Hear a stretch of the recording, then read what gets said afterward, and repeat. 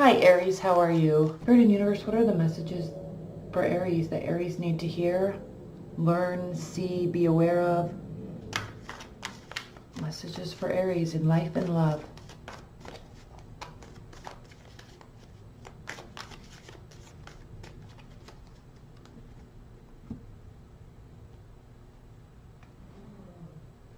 Okay.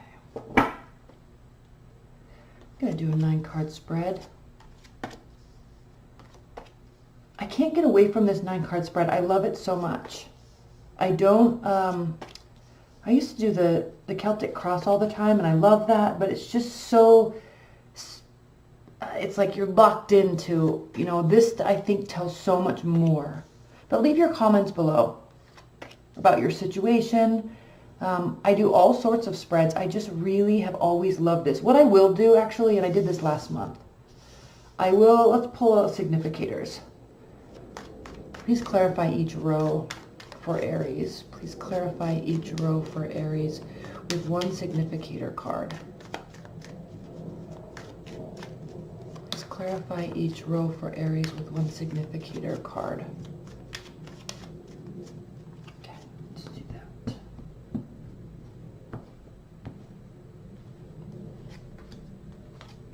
Clarifying the row. Okay, let's look at the bottom of the deck. Okay, Justice reversed.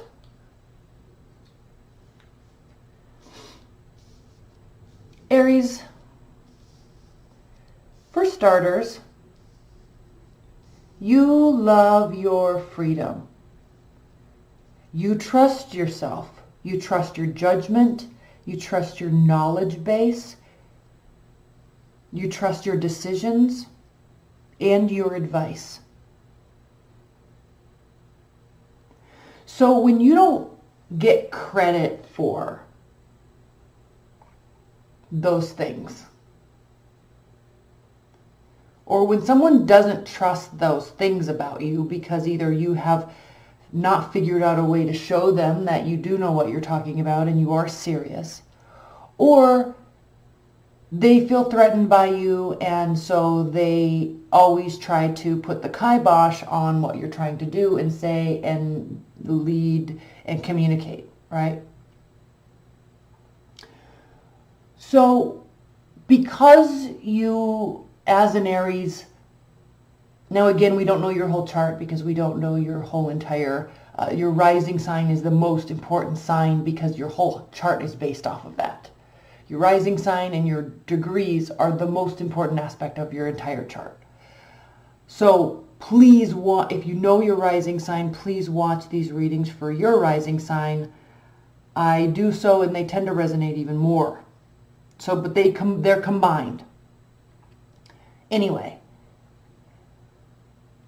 because you're the first house, the house of innocence, the house of birth, the house of newness in the natural zodiac, you trust yourself so much because everything that comes in, and with that being said, that means that your natural 12th house sign is Pisces. So you are very, very, very intuitive. I mean, extremely intuitive. And so when someone else lacks the intelligence enough to see what you're saying or understand where you're coming from or believe in what you're doing, you get overly offended with and feeling this great sense of injustice. I mean, when you feel injustice happening to you or around the world or to humanity or to animals or to a situation, you really feel it. And it is a great injustice. Okay, something that somebody else might not take that seriously, you feel it is this massive, massive injustice. I'm going to tell a story. And if for those of you who don't want to listen to this, if someone could timestamp when the reading starts, that would be really helpful to those who don't want to hear the story. The story is the reason why this reading is called what it is. What about the ducks? So I work for a home builder, And in our model homes, it's just, I mean, our model homes are so phenomenal and so beautiful. And in the backyard, there are these huge pools with the water like runs off the edge of the pool. The pool decking comes up, so there's this little tiny gap like this big, okay, and the water's going under, going under. So a number of weeks ago, our gardener comes and says, hey, there's a duck sitting on her eggs in one of the planter boxes. Do you want me to move her? And we decided as a group, because we could have moved them, and don't believe the wives' tale that if you touch a duck's eggs, they're going to disown it. It does not happen. That's a wives' tale. And we decided that we would let them hatch and let them get strong enough, and then we would move the whole family to a pond or someplace safer for them,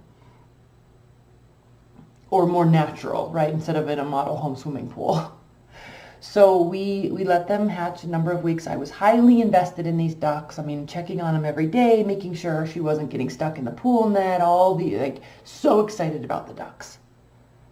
And I mean, as an Aries, I love everything innocent, right? Everything is just like this new, fresh, innocent thing. So one day, just like I was suspecting, we came to work and there were ducklings hatching.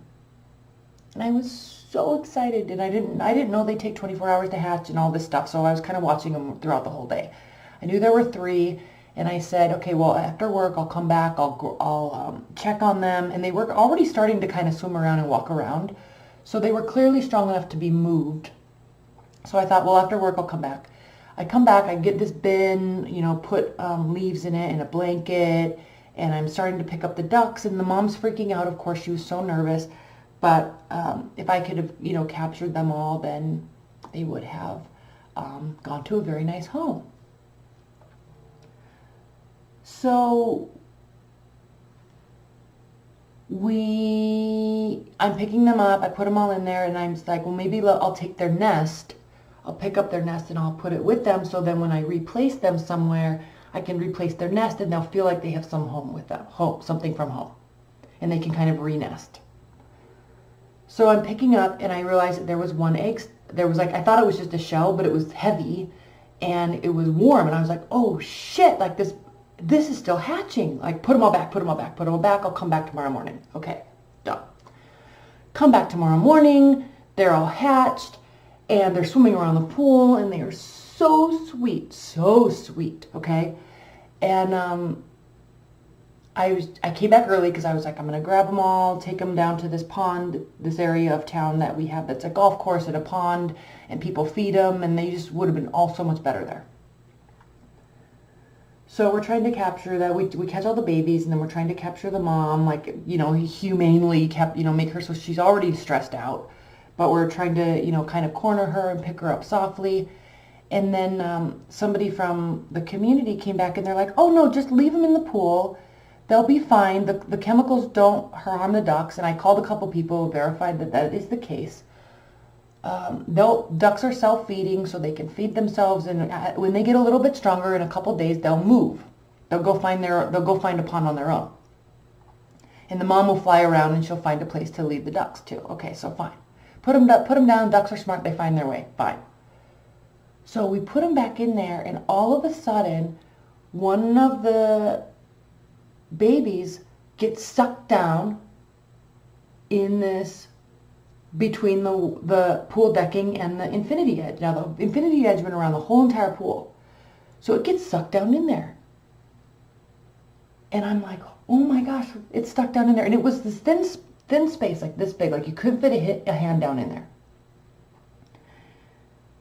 And the water's coming down, and so it's getting swept around the pool, kind of leading towards the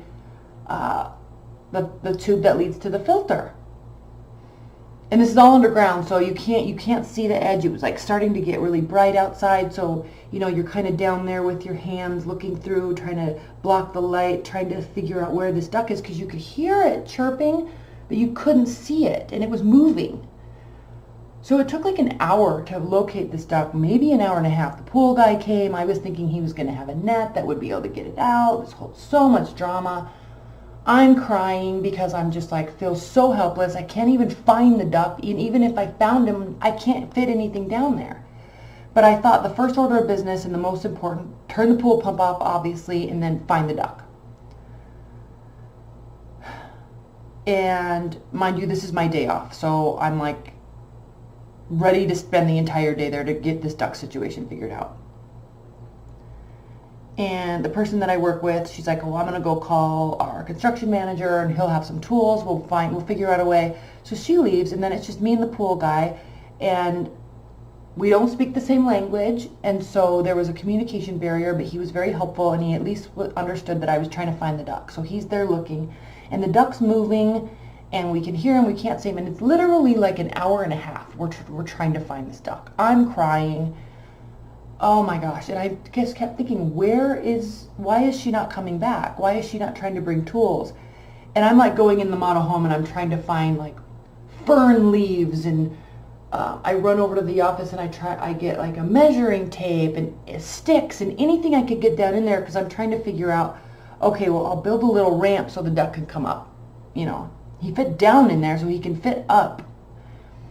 Nothing was working, and we finally located him. And it was funny because the water just doesn't go down into this straight thing. There's like this underneath, there's like this little section. So he was kind of staying down in there away from the sunlight because he was scared to death. And I happened to see this little, over the edge, I'm peeking through, and I see this little tiny triangle. Like this like barely could see that it was the very tip of his tail. Scared to death. He's shivering by now, he's chirping, he's disoriented, there's too much water, he's too cold, he's definitely hungry. Less than 24 hours old, right? And I'm just like, are you serious right now? Like, where are the people? I'm calling, nobody's answers, they're ignoring me, and I'm freaking out, so everyone's probably trying to stay away from me because I'm not acting rationally. But the pool guy is like, I'm sticking with you. He just sits there. And I'm thinking all we need is for somebody to go get an aquarium net, those little nets, those thin little nets that you get the fish out at the pet store. And I'm like, nobody's here. I need everybody to come and like help, but I have the solution. I can't communicate the solution, and everyone's actually at work, so they won't leave because they, shouldn't leave. But I needed someone to keep the eye on the duck. It was just so traumatic. Nobody seemed to care except for me and this pool guy. So I let the pool guy, like, he understood what I was saying, kind of, and he's like, I'm like, don't take your eye off of this little duck's tail. Don't take your eye. I'm going to the store. I'm going to buy a net. I'll be back. Do not take your eyes off of it. And meanwhile, the other girl that I was working with, she ordered a temp that day for 4 hours because she had something she had to do elsewhere. So we had a temp come in, and I knew this temp really well. She was very nice, and I'm like, she's going to care. So I'm like, this is what's going on, blah, blah, blah, blah, blah. Stick with the pool guy. Like, I don't care if you sell a house today. We have to fix this duck. We have to save these ducks. Here's the situation. I'll be back in an hour. So I race downtown. I go to this pool store, and I get a little aquarium net. I buy them all. I buy all of them, all the sizes. I'm like, one of these is going to work. Okay, race back up there. It was about an hour before I got back, maybe a little less, 45 minutes. And she's standing out there with the pool guy, and she's like, one more fell in, so now there's 2 down there. The mom's freaking out again, remember, because she can hear them chirping, but can't figure out where they are. We're terrifying her. So then I show up, I have this net. They both come out. It literally takes 2 seconds. You put the net down in, you scoop up the duck, they shimmy through, you place it in the water, they swim off to mom. Thank goodness, right? Okay, problem solved. We have a solution. Now we just have to wait until and in my mind I'm like, forget this, waiting till they find their own place. I'm coming back tonight. I'm going to move them all. Because they were so traumatized. I needed them to be with their mom for a few more hours, get food, get water, get warm. I couldn't traumatize those 2 that had fallen down in there, specifically that one. They needed a couple hours. So I was thinking, I'll come back after work, and I will, after closing hours, and I'll gather them up. and I'll take them to a safe location. Safe meaning, I mean, I understand the circle of life. I understand natural selection. So I understand that. When I take them to a golf course, I understand that a coyote might eat them, or they might be eaten by a fox, or the mom might get so terrified and I understand that. So there was kind of this internal battle of, do you leave them and you just always watch them with the aquarium net? Because it's only going to be another day or two before they'll be big enough they won't fit down there, right? So you just got to keep an eye on them for 1 or 2 more days, or just transport them and trust the circle of life natural selection situation, which is probably what's happening now anyway, right? Oh, so much drama. Like, I was so worried about these ducks, and they were so sweet. Oh, they were so sweet. And so I tell this temp, I'm like, listen, there are 7 ducks. There's 7. Your job today is to make sure that there's always 7 ducks in this pool. Always 7. Here's how you get them out. There's all these different sizes. This is where they were you saw when they were in there. Like, you know where to follow, how to find them. Keep your eyes on the ducks. 7, 7, 7. Make sure there's 7. So, and again, I'm an emotional wreck. Like, feeling helpless, hungry, tired, getting sunburned all over the place, because the whole thing is like, get the ducks. How hard is this? And like, there's like 8,000 people around. Where is everybody with tools? Why is nobody caring? I couldn't believe it. Like, it was traumatizing, and you can probably hear in my voice and how I'm telling the story. Like, I just can't believe that this happened. And then, so in the meantime, the temp was only supposed to be there for 4 or 5 hours, and then the other person, my office partner, was supposed to come back. And, you know, I'm like, call me when you're leaving, so I know there's 7 ducks, and I'm planning on coming back tonight and moving them. Like, still weighing out, like, should I just block that edge off for the next 2 days, or should I really move them? Still trying to figure out what the best thing is for them, because they were already traumatized enough. So then around like 4:45-ish, 5 o'clock, she calls me and she says, I'm happy to report that they kept falling, but thank you for the nets. They worked. I got them out, and I just want you to know that all 6 ducks are there. Yeah, she said 6. I'm happy to report all 6 ducks are there. And I'm sitting there, hold on, let me get a drink. I cannot believe that first of all, everybody's at fault here, everybody. But I cannot believe that she didn't have that number 7 registered and burned in her brain. These are lives we're talking about here. Little innocent, 1-day-old baby lives. And she didn't remember how many there were? And by the way, still, nobody else is caring, right?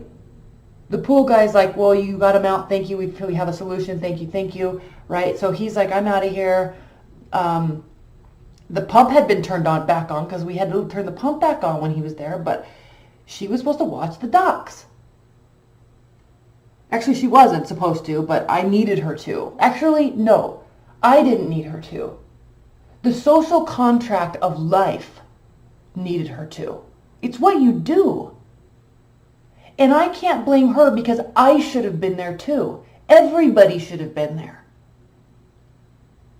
Nobody should have gone away from that pool without all of the ducks being safe.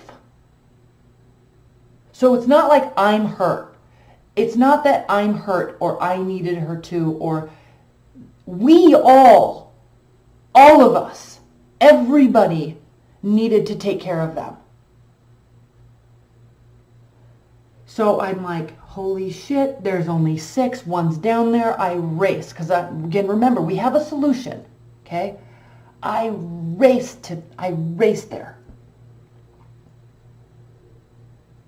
And I walk back in there. I walk back into the backyard. And there are no ducks anywhere. No ducks. So I'm like, it's oddly quiet, right? I didn't hear any chirping. So she left, what, 45 minutes ago, and so all 7 or all 6 of them, or all 7 of them can't be down in there because I would hear them chirping. The mom would still be there freaking out. So I'm thinking maybe they got so traumatized and decided to leave. Okay, very possible. They waddle off, the mom's like, I'm out of here, the ducks follow, babies follow. And then I'm like, well, maybe we moved them. But I'm like, if somebody on our side moved them, they would have let me know, especially with my freak out this earlier that day, like freaking out. Tears, I mean, I haven't cried so hard in a long time, couple years probably. I haven't felt so helpless for so long. I'm like, okay, well, if someone moved them, they would have told me that they were safe, right? So I didn't think that was the case. Then I thought the mom just left, which means that one is still down there. Because if there were 6 and she got terrified, she left with 6, one's still down there. I can't hear him chirping. Where is he? So I take the net, I'm scouring the edge, and it's a big pool. I mean, it's not like this little, the infinity edge goes around the entire thing. So I'm like going around and around and around with the net, like trying to catch something, trying to hear something. Nothing. So I get my flashlight and I'm like looking around the edge, nothing. Not a chirp in sight. Not a chirp anywhere. So then I thought, okay, well, we all knew what the solution was, so maybe somebody else got her out after the temp left, and then maybe they all walked away. But I had this weird gut feeling like something, I would know if they had left. I would know, somebody would have told me something. Somebody would have seen them all walking down the street, right? Somebody would have said something. So I'm like, maybe they're out getting dinner. Maybe they're under the fence and out in the grass area, like finding food. I look. I go to the other pools with the other models, no ducks. Not a chirp, nothing. Okay, so I go home and I sit there and I'm like, where are they? Maybe they really were just eating somewhere, so I'm going to go back. So I go back at like 10:30, 11 o'clock at night. So much praying that they're all going to be there.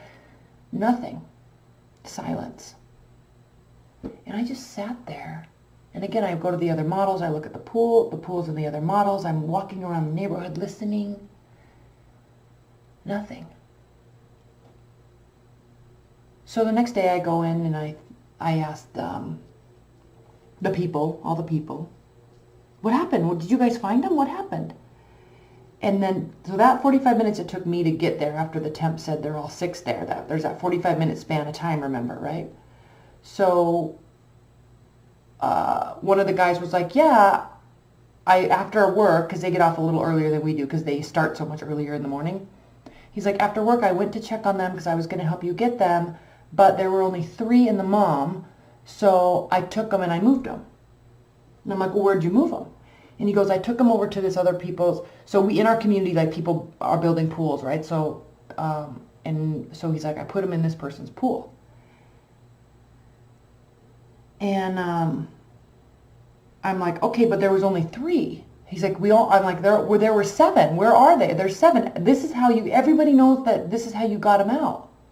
This is how we get them out. Everybody knows. Why were there only 3? That means there's 4 in the filter. This is the next morning. So I'm freaking out. And then another girl comes into my office, and I was at work that day. And so, and I'm like crying and I'm all nervous. I don't know how to get to the filter. It's like underneath the actual like filter, is like underneath the grass. And like the place where they would have gone, it's like underneath the grass. I couldn't get in there. It was like underneath the landscaping. And she's like, no, he said that there were 3, but then I talked to the people with the pool, and she's like, I thought everybody's telling me that all 8 were there. And I'm like, don't lie, because there's never were 8, right? There was always 7. And she's like, no, everyone's saying there's 8, but maybe they miscounted. So they're all fine. Everyone's safe. And then another person came in that day and they were like, yeah, all 8 are over at this person's pool. So I'm like, okay, I'll go to check on them later. I'm like, well, do they know that you put them in the pool, or did you ask them? Because I'm trying to ascertain, like, are the ducks safe? All 3, the 3 remaining that I deep in my gut knew that 4 had died. And so I later on that day, these people, like, actually they came into the office because we were kind of friends with them. We knew them so well because we had built their house. And I'm like, oh my gosh, the ducks. He's like, the ducks? What are you talking about? He's like, yeah, we had 3 ducks and a mom show up in our pool. And so we didn't tell them that we were going to do that. Not okay, right? But secondly, he's like, yeah, we had this infinity edge and they kept falling over to the infinity edge, so I had to keep getting them out of the filter. And finally, the mom was so scared and traumatized that I'm sorry, this is going on forever, I'm sorry, but she's like, the mom was so scared and traumatized that she flew off and never came back. And so I got the ducks and I put them over the fence into the park. And there's a park there, but there's no water, right? I live in the desert. There's no water unless you, like, take them to water. And I'm like, why don't you take them to Rhodes Ranch? And I had to remember, like, these people had no idea that I was involved or that invested or that we had spent the entire day prior trying to get the ducks. So I just had to let it go.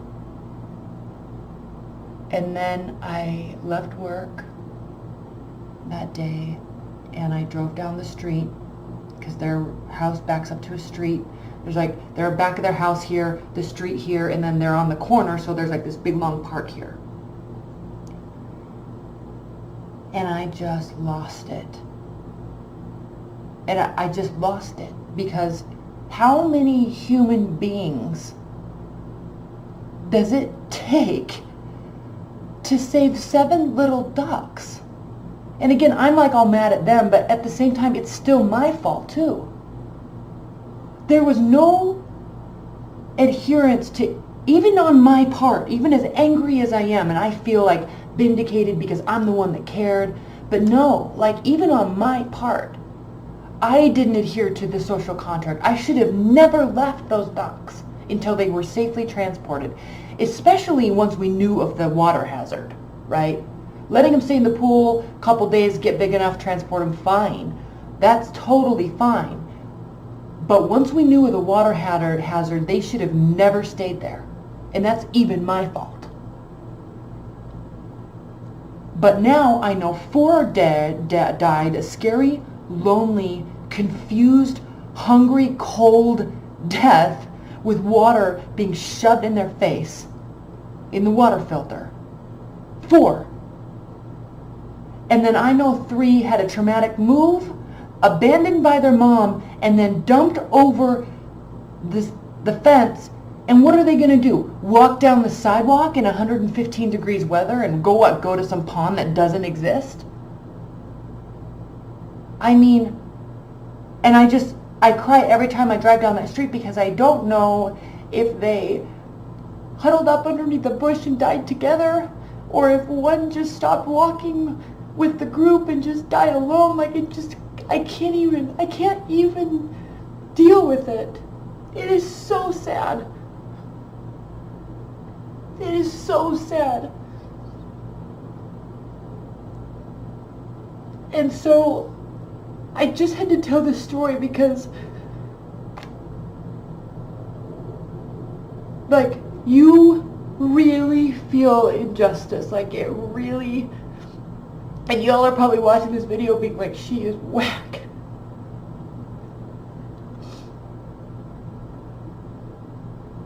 But I wasn't. Like, they were so innocent and it was just pointless. And I'm trying to find a picture to show you. Here they are, like all the babies, like the night I was like trying to get them. Can you see them? And here I even took a little video. We're gonna watch it. There's 7 little babies. Look at them. 7. Oh my goodness. Look at it. Baby duck. Oh my goodness. Okay, so that's enough. So that was their one night.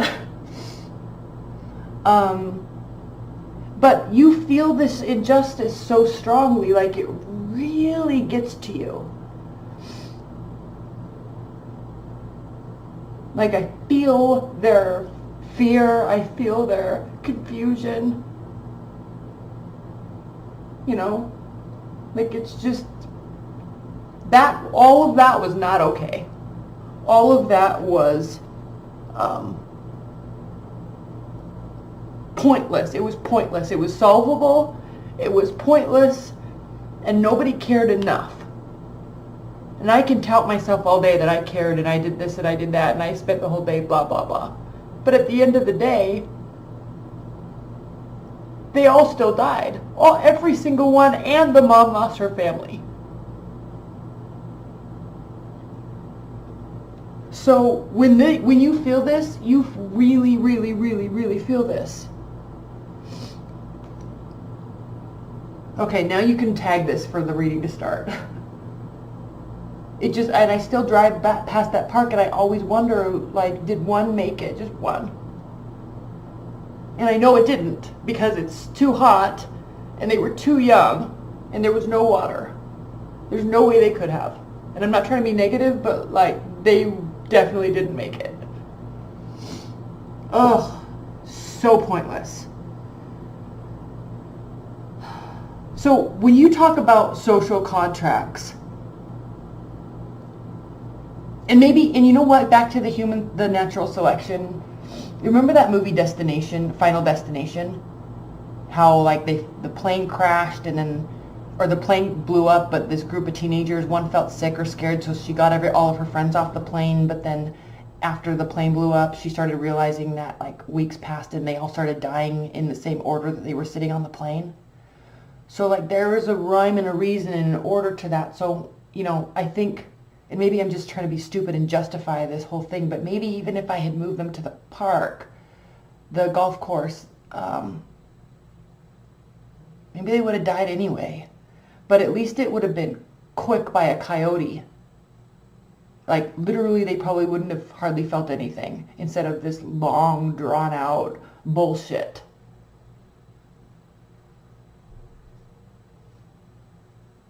So maybe I can't argue with that, and maybe I made it all worse by trying to traumatize them in the first place. I just don't even know. I cannot handle the amount of not caring that took place. And that really bothers me. Because here's the thing with the Emperor. This is you, Aries. Here's the thing with the Emperor. Okay. Not only are you a leader, a strong leader, not only are you intelligent, not only are you sensitive and perceptive, but you actually stand for a bigger, greater cause. You actually have very strong morals and very tight ethical boundaries. You don't live in the gray area. You do not live in the gray area. And people can give you a rough time for that sometimes, don't they? You're taking things too seriously, blah, blah, blah, like calm down, relax. And you're just like, no, dude, all the ducks died. And it was super pointless. And that is the most amount of bullshit I've seen ever in my life. Okay? So you're always looking for a new beginning, a new idea, a more efficient way, a more effective way. You always are seeking, you always know that there's always room for improvement. Always, no matter how well oiled the machine is, there's always more that can be done. There's always a better way, a smarter way, a cheaper way, a faster way, whatever. And you really believe in that. And you're right.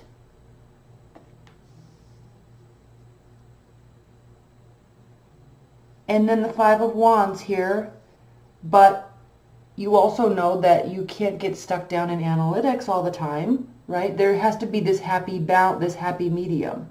So at some point you have to make a decision, even though things aren't perfect all the time, right? There's this cutoff point. The law of diminishing returns. All right. And maybe that's what it came down to with the ducks. Like maybe I left because I was tired of being in the sun, and I was tired of having dried tears all over my face and down my chest. Had a massive headache, and maybe to me it was worth it to let the temp watch them because I knew that she would care enough. Maybe it was worth it to me to give them a couple more days or come back at night to fix them, to grab them. Like, it was worth it enough to take that risk. And maybe that's why I'm so frustrated by this, because ultimately I should have just taken them to begin with. Even that night I shot that little video, I mean, maybe that was right before I picked up the nest and realized there was one egg that hadn't hatched yet. Even then, maybe I should have just taken them all. And because that 8th duck, because there were really 8, the one that hadn't hatched yet. Right? I put them all back, but in the morning there were still only 7. So maybe that wives' tale is right. Maybe the mom got rid of that baby duck because he never hatched, or his egg was gone the next morning, totally gone. So already one casualty, already one pointless casualty, all right? But there is a point where you can't just sit and care all day. You can't just sit and save money all day. You can't just sit and only work all day. Like, there has to be some sort of balancing out where there's a point where it's more detrimental to keep on than to not, right? Or to make the shift as opposed to not making the shift. That's what this whole row is about. It's all about you understanding that balance and understanding that there has to be decisions made sometimes. Okay, let's talk about this next row. 3 of Swords. Either there's a third-party relationship or something's breaking down and you're walking away from something or you're feeling hurt. Now, King of Wands here walking towards this. You may be causing this or unsure of a situation, so you're waltzing in saying, not anymore, I'm done. Okay. I don't know if you're cheating, but I don't feel cared about enough. I don't feel like you care about me as much as I care about you in the situation. Deuces, I'm out. Like, you're cutting it off at the bridge. You're cutting it off. Okay. And then you're putting your head down and working and cutting off your emotions. Okay, so be careful about this. Be careful about this, right? I can loathe everybody that I work with because they literally hurt the ducks. Or I can realize that I too am to blame, right? But waltzing in and cutting something off that hurt you to the degree of losing touch with your emotions and only doing one thing repetitively, while it does build something, you're losing the point. You're losing the point of what you were originally trying to fight for. So that's very frustrating for you, but you've got to keep tabs on yourself when you do this. Because this is kind of a little bit of an immature response to something that ultimately kind of had to take place. Okay? Now let's look at what's happening down here. Sometimes there isn't any more you can do.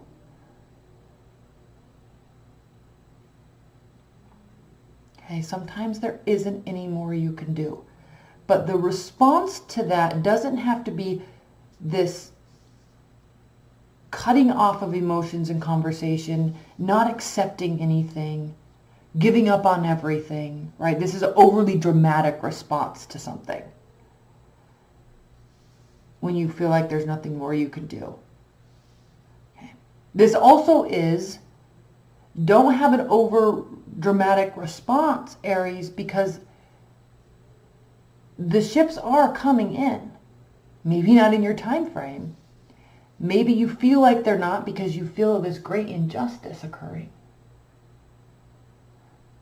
But sometimes you have to breathe and tell yourself it's okay. Maybe it's just part of the cycle.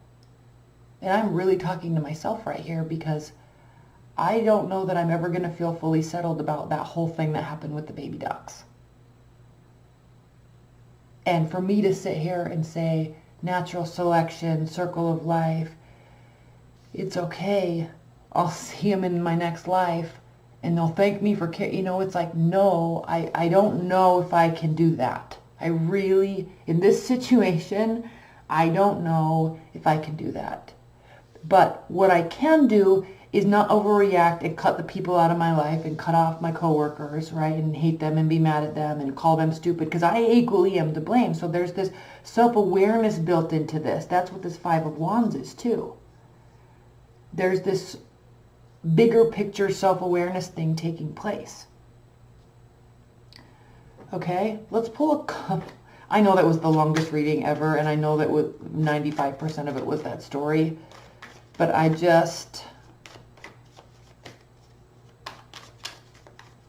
drive past that sidewalk in that park and I just die inside. And this was like a good 6 weeks, 5-6 weeks ago this happened. Oh, okay. Let's clarify this Three of Swords. It's kind of a biggie. And let's also clarify this Queen of Swords. I think this is an overdramatic response to something. Oh, yeah, okay. There could be somebody that you were really into and then an air sign has... Either you're into an air sign or you're heartbroken over an air sign. But what you can't control it. Aries, you cannot control it. This is you either trying to control it, or this is somebody else that you're trying to, like, they're all up in the grill, like they're all up in this situation and they caused a heartbreak over probably the love of your life, and now they have them and there's nothing you can do. Nothing you can do. They win. Right? And you're heartbroken over it. So that could be part of what's taking place. Okay, let's pull 3 outcome cards. Oh, I'm all sniffly after the duck story.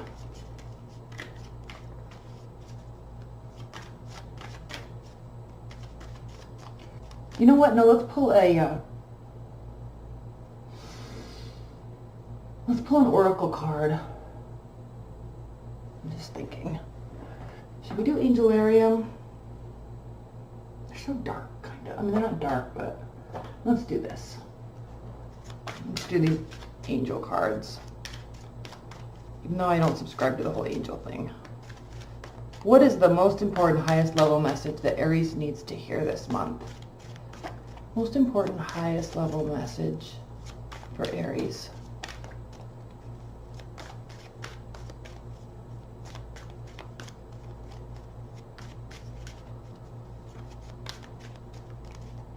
Most important, highest level message for Aries regarding this reading and their love life, their general life, and well-being this month in July. The Friends. Okay. There's some readers that like know these cards like the back of their hand, and I just can't. Okay. The Friends. Keywords. Friendship, support, aid. Friendly. Now think about the ducks when I read this, okay? And whatever the situation is in your life that you're feeling this great injustice about. Friendly cooperation with others is necessary to reach mutual goals. See, we all should have come together. All of us should have come together and cared and saved them. Willingness to give and receive assistance and support is also required. Ask friends for help and suggestions. Listen with respect and accept the gifts willingly offered. Unconditional receiving is even more difficult than unconditional giving. 4 feet are more stable than 2. Someone you love may be needing your help and be too bound up by fear of rejection or pride to ask. Volunteer your help to your friends and give unconditionally from a generous, loving heart. It will do you good, increasing your store of credit for help in time of need. It might even help them. Okay. Be conscientious of others' needs. Be conscientious of the social contract. Okay? Like, and I get that you can't help everything and you can't help everyone, and what about the starving people and what about the homeless people on the side of the street? I understand that. I definitely understand all of that. But when something is so easily solvable,